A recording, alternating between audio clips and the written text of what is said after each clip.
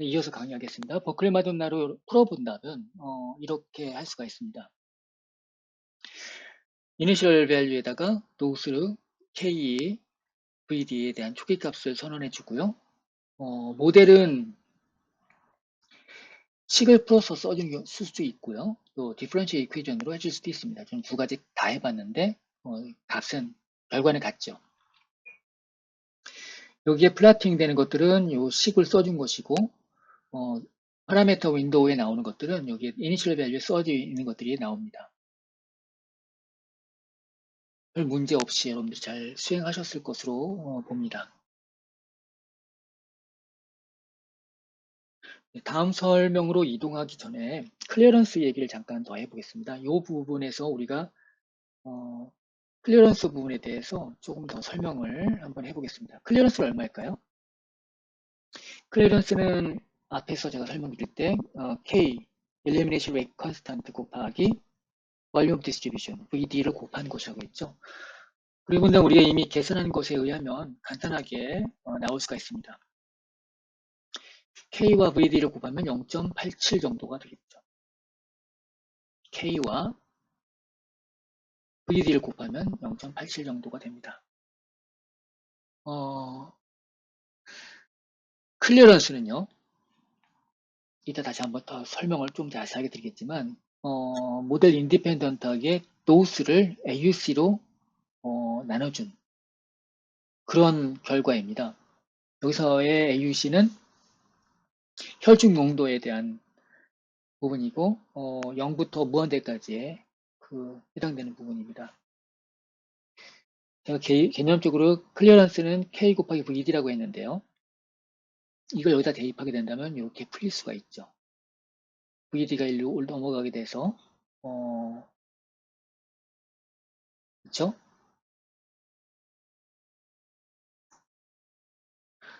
그러면 이 도스를 VD로 나누면 이게 초기 값이니까 혈중 농도에서의 우리가 요거를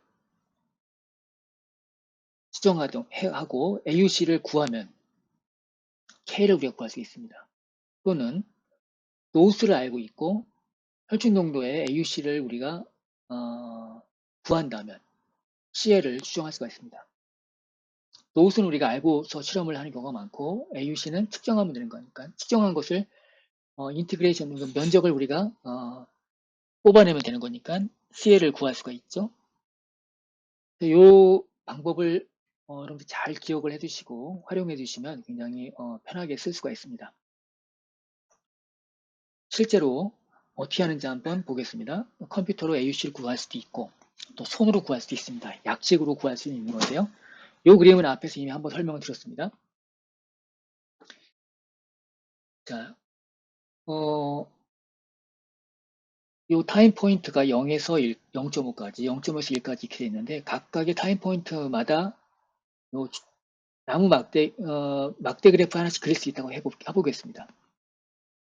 0에서 0.5까지 요 0에 대한 것은 측정치는 없지만 대략 23.8 얼마 정도로 우리가 알고 있죠. 그래서 그 0일 때의 농도와 0.5일 때 농도의 한 중간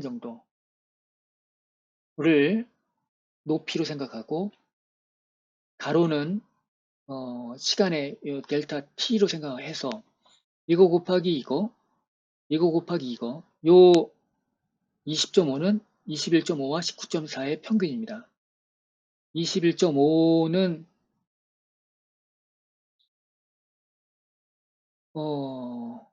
원래는 이제 요걸 집어넣고 계산해야 되는데 일단 약식으로 그냥 해봤습니다. 각 조각조각에 해당되는 것들을 이렇게 쭉 우리가 사각형들을 모을 수가 있겠죠. 12시간째까지.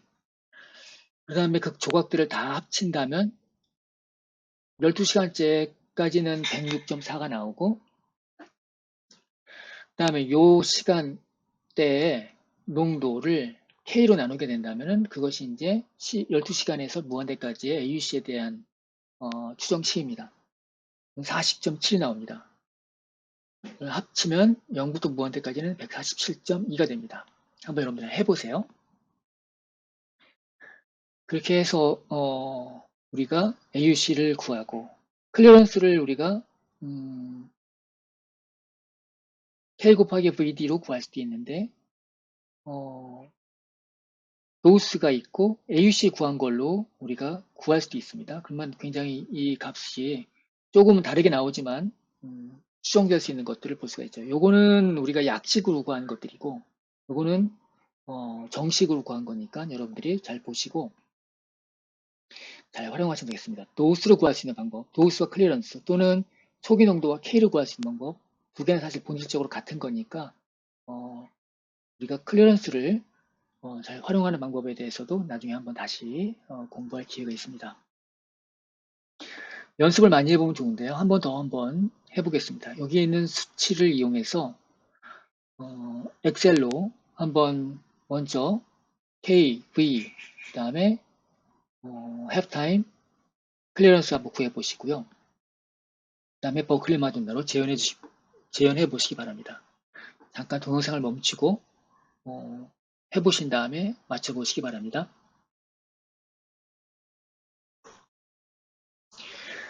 네, 풀이를 한번 보겠습니다. 우리가 앞에서 요 데이터를 가져다가 엑셀에 옮겨봤습니다. 그래서 요 시간 관련된 간격들을 우리가 델타 t로 해서 0에서 1, 1에서 2, 2에서 3 이런 식으로 해서 해놨고 그 다음에 요 T0에서의 혈중 농도를 우리가 1.6 얼마로 생각할 수가 있죠. 그것을 반영해서 1.6과 1.4 사이의 평균을 우리가 생각해 볼 수가 있습니다. 그 부분에 대해서 제가 계산을 해본 부분이 있으니까 이걸 보고 하시죠. 같은 그래프인데요. 네. 자, 이렇게 한다면은 여기를 작은 막대기로 생각을 하시고 가로 곱하기 세로 해서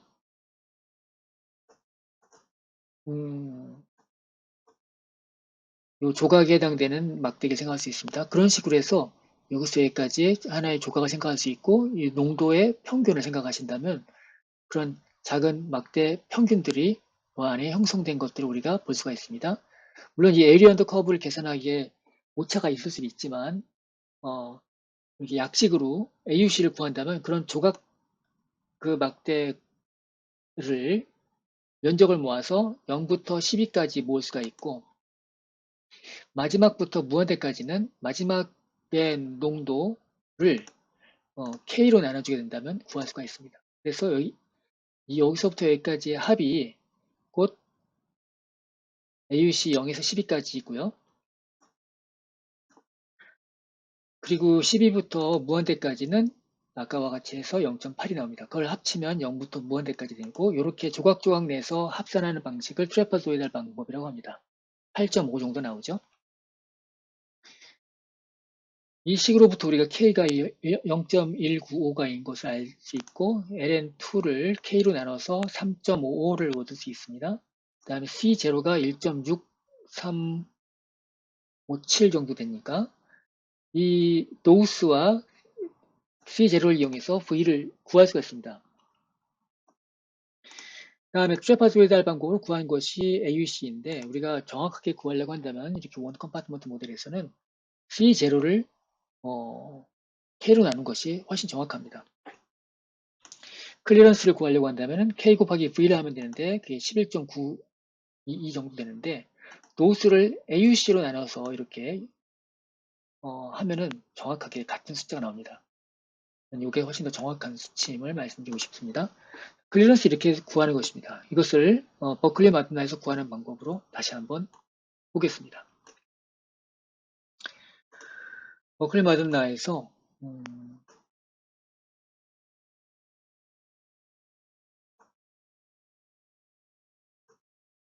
네, 지금 제가 미리 플랫을 그려봤습니다. 이것을 이제 버튼을 한번 표시해 보겠습니다. 이 그래프는 노스가 0, 아까 이 엑셀표에서 그린 거 있었죠? 우리가 버클리 마돈나 에서 초기 값을 줘야 되는데 지금은 간단한 그런 문제라서 쉽게 구할 수 있지만 초기 값을 어떻게 주느냐에 따라서 어, 그 결과에 대한 추정치가 달라지는 경우도 종종 있습니다. 그래서 이렇게 우리가 대략적인 추정치를 어, 이 초기 값을 입력하기 위해서 이렇게 손으로 계산하는 작업이 굉장히 중요합니다. 우리가 이 과정을 통해서 KE가 대략 0.2 정도인 걸 알았고 VD는 60을 넘는 것을 알았고요. 도수는 100으로 줬습니다. 그 다음에 우리가 디퍼런셜 이퀘이션으로 풀면은 이렇게 되죠. 물론 우리가 이렇게 구할 수도 있습니다. 그렇죠? 근데 이거는 제가 주석 처리를 해서 디퍼런셜 이퀘이션으로 구하는 거 하나만 일단은 표현을 했습니다. 이니셜 밸류는 당연히 인스턴트 인풋이기 때문에 IV 볼러스 도수겠죠. 도수가 되겠습니다. 그 다음에 농도는 X를 VD로 나눈 것이 되겠죠. AUC는 어떻게 될까요? AUC는 혈중 농도를 적분한 것이죠. 이렇게 표시할 수가 있습니다. 당연히 타임 T에서는 제로가 되겠죠. 그래서 이것을 실행시켜서 그리면 이렇게 나옵니다.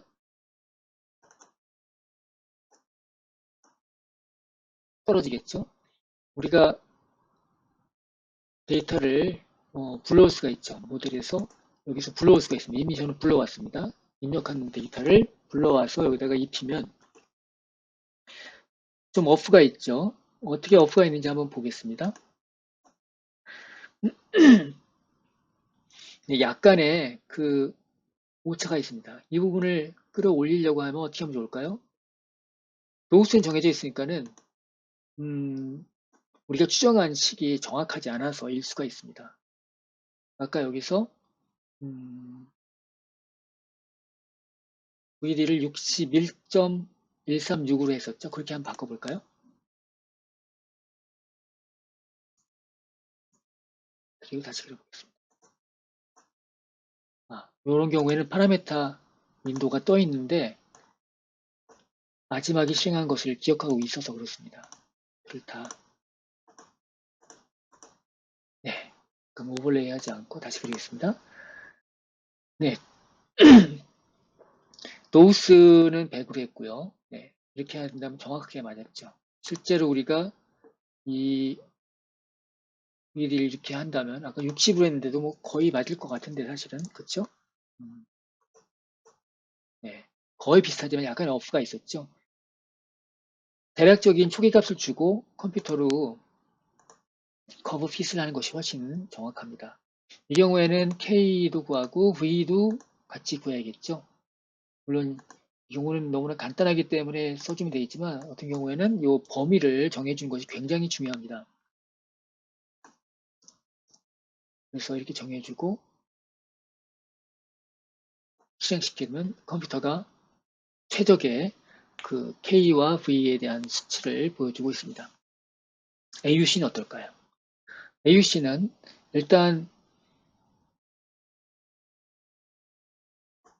제가 이쪽 축으로 그렸는데 뭐에 어떠한 한 수의 수렴되죠.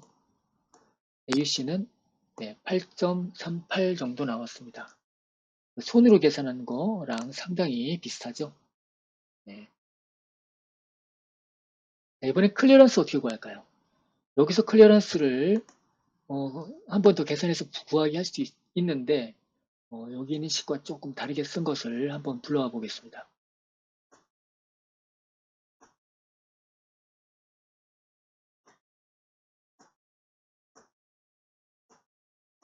잠시만요.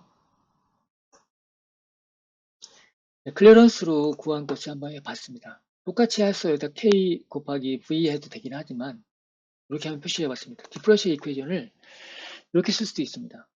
dx dt는 클리어런스 곱하기 혈중 농도로 할 수 있습니다. 정의에 의해서 그렇게 되는 것입니다. 그리고 CP는 이렇게 해준다면 간단하게 풀릴 수 있는 부분이죠. 그래서 이렇게 쓰는 방법도 있고 이렇게 쓰는 방법도 있다. 는 정도로 여러분들이 아시면 되겠습니다. 클리어런스는 우리가 이제 여기서 100으로 만들어줬죠. 그리고 똑같이 커브 핏을 하게 된다면 이 커브 핏을 한 것인지 모르겠는데 제가 다시 한번 해보겠습니다.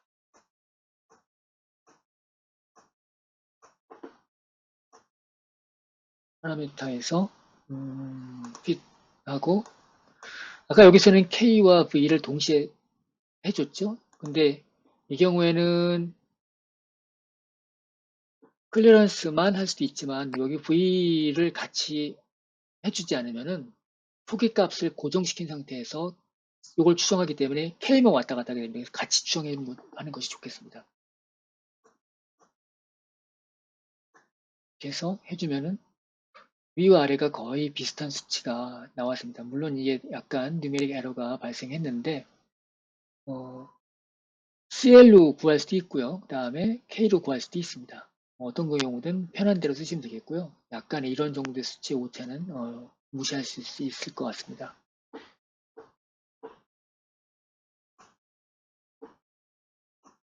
네, 클리어런스에 대해서 조금만 더 자세하게 얘기해 보겠습니다. 클리어런스라고 얘기할 수 있는 것은요. 앞서서 한번 말씀드리겠었는데 개념적으로 어떤 물질이 센트럴 컴파트먼트, 즉 혈액에서 완전하게 제거 시키기 위해서 혈류가 얼마나 필요할까입니다. 혈류라고 하는 것은 단위가 리터 퍼 아워가 되겠죠. 단위 시간 동안에 흐르는 혈류 속도, 양이라고 할 수 있겠습니다. 리터 퍼 볼륨인데 이런 볼륨 퍼 타임의 차원을 갖는다. 클리어런스는 이렇게 이해하시면 좋겠습니다. 좀 더 쉽게 예를 드린다면 그림에서 보시는 것처럼 어떤 물질이 소변으로만 배설된다고 합시다. 그러면 신장으로 혈류가 흘러들어야겠죠. 그럼 신장으로 흘러드는 혈류가 바로 클리어런스입니다. 혈류의 속도가 만약에 간에서도 대사가 된다라고 한다면 간으로 가는 혈류도 추가적으로 생각은 해볼 수 있겠죠. 그런 경우가 이제 이 그림으로 설명할 수 있는 것입니다. 이 경우만 생각한다면은 클리어런스는 리널 클리어런스, 신장 클리어런스만 있는 것이고요. 대사까지 같이 고려되는 경우가 있다고 한다면 메타볼릭 클리어런스까지 한꺼번에 같이 고려를 해줘야 됩니다. 그리고 이 클리어런스는 서로 합산이 가능합니다. 우리가 앞에서 토탈 K, 토탈 엘리미네이션 레이트 컨스턴트는 리널 K와 그다음에 메타볼리즘에 의한 K를 합산하는 거랑 같습니다. 우리가 CL, 클리어런스는 K 곱하기 V로 계산 가능하다고 말씀을 드렸었죠. 신장에서 완전히 배설되는 사례를 우리가 생각해 본다면 신장으로 100% 배설되는 경우로 생각할 수가 있겠습니다. 이 경우를 보신다면 100% 신장으로 배설되었다라고 한다면 도스가 전량 소변으로 해소가 됐겠죠. 그래서 어떤 물질이 소변으로 배설된 양을 일단 U라고 하겠습니다. 그럼 DT per DU는 U의 시간에 따른 변화량이 될 것입니다.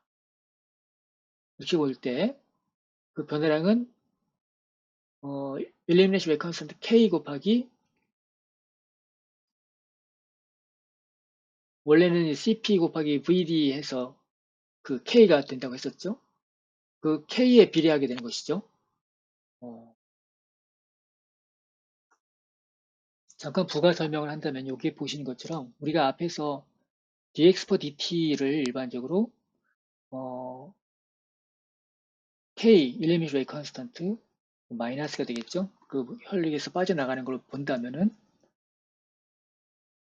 아무튼 근데 혈액에서 빠져나간 양이고 소변으로 들어오는 100% 소변으로 나가는 거라고 한다면은 그 소변의 입장에서 볼 때는 이렇게 얘기할 수도 있겠죠. 아무튼 부호는 차치하시고요. dx per dt를 k 곱하기 x 표현할 수가 있습니다. 이 상태에서 우리가